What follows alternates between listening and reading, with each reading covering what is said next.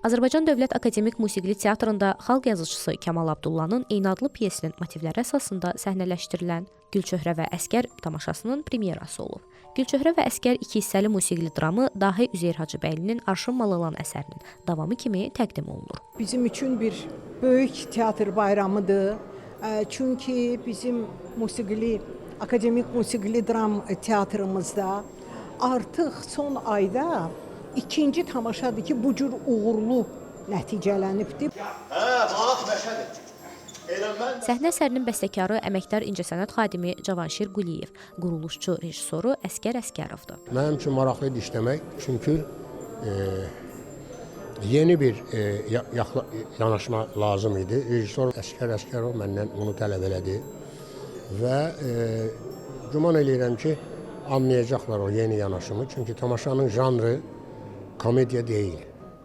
Tamaşanın janrı dramadır. Hətta biraz faciəyə gedən bir drama. Arşın Malalanda olan qəhrəmanların yeni və o qəhrəmanların sonraki taleyi yazılardı. Necə oldu Gülçöhrənin taleyi, necə oldu Asiyanın, Süleymanın, Xalanın taleyi. Məhz bu tamaşada əməkdar incəsənət xadimi Əsgər Əsgərovun quruluşunda teatr sevərlər gəlib, baxıb, həm musiqidən zövq alacaqlar, həm peşəkar aktyor məktəbini görüb, yalnız və yalnız Azərbaycan teatr ənənələrini özündə ehtiva edən bu səhnə əsərində izləyib, tamaşa edib baxa biləcəklər. Tamaşada məşhur operettanın əsas obrazlarının daxili dünyası, onların arasında baş verən emosional gərginliklər və duyğular daha dərin şəkildə təqdim olunub. Arşın Malalan operettasında Əsgər obrazını bax bu teatrda canlandırıram və bu Əsgər obrazı da mənim üçün baxmayaraq ki, onların o xoşbəxt sonluğundan sonra artıq 6 ildən sonra bunların həyatı başlayır və doğrudan da həmin obrazın davamı olaraq bu Əsgər obrazı da mənim üçün çox xarakterikdir, çox önəmli bir həyatımda, səhnə fəaliyyətimdə o önəmli obrazlardan biridir. Bu tamaşada Süleyman oynayıram.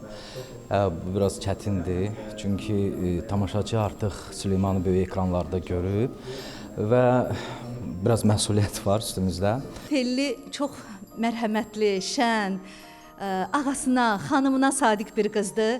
Bütün bu gərgin hadisələrdə, bu çətin anlarda, çətinliyə baxmayaraq o xanımı heç vaxt tək buraxmır. Onlarla birlikdə İrana, İrandan da İstanbula, İstanbuldan da Fransaya yola düşür və ömrünün sonuna qədər Fransada yaşayır. Xanımı heç vaxt, Gülçöhrəni heç vaxt tək buraxmır. Bugünkü tamaşada mənim rolum digər oynadığım rollarla müqayisədə çox kiçikdir, amma belə böyük əsərdə rol almaq mənim üçün böyük şərəfdir.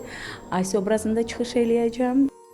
Səhnə dekorasiyasından aktyor ifasına qədər hər detal tamaşaçını həm tanış, həm də yenilənmiş bir dünyaya aparırdı.